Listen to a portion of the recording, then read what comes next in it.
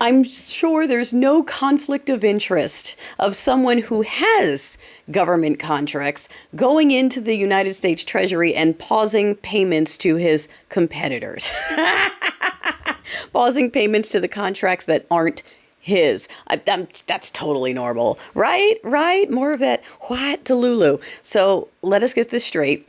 The Stench administration has officially said that they are protecting the interns of First Boyfriend. Do you understand? They are calling them federal government employees. They are not.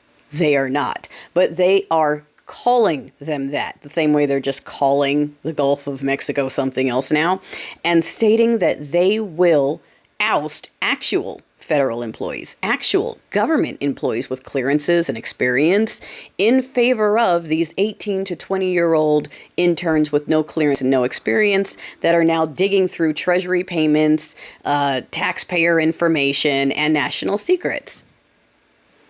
And they will forcibly remove anyone who doesn't comply with DOJ, anyone who stands in the way, anyone who says no. These people are sticking USB drives into shit. And the Stench administration is saying, yeah, we're going to let them do whatever they want. If you try to block them, we're going to forcibly remove you. So again, for the folks who are like, where's Congress? Will you stop it?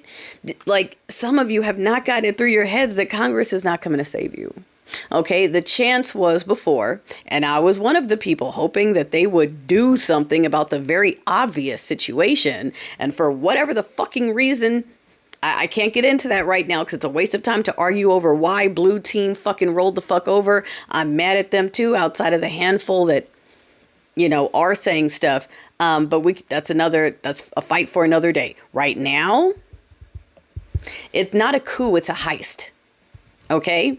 And this is why I'm saying time is of importance. Yeah, they're beefing up Homeland Security in DC because they know people are going to start coming.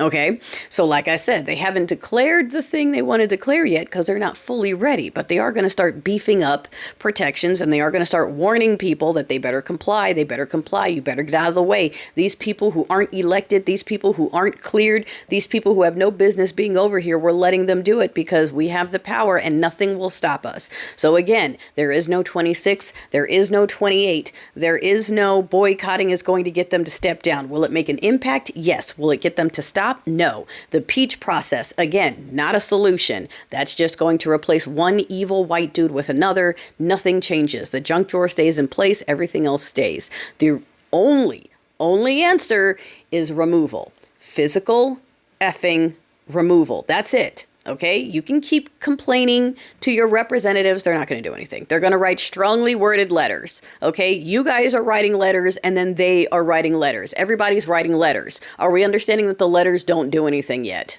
While y'all are writing letters, a bunch of interns are digging into national secrets and withholding payments to contractors that are competitors of one billionaire because he wants to make sure every American taxpayer penny goes into his pockets and no one else's. Doesn't matter that his companies are shit. Doesn't matter that his products now are shit. They fall apart. They explode. They're not great. It's just a fucking grift. And here we are.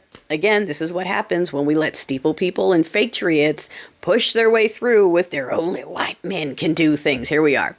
All right. We now have to go on the offense and try to defend the Capitol before they completely destroy everything. And for the folks who are asking what martial law looks like because they're like, what does that mean? Yeah, I suggest you look up what happened in South Korea.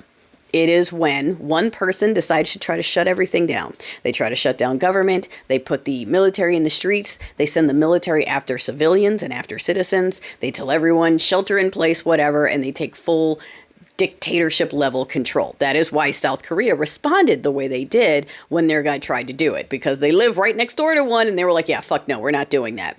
So it would be like that. And it didn't work because it needs compliance. It needs people to be afraid and going, oh my gosh, no, I'm just going to go home and be quiet. It needs that.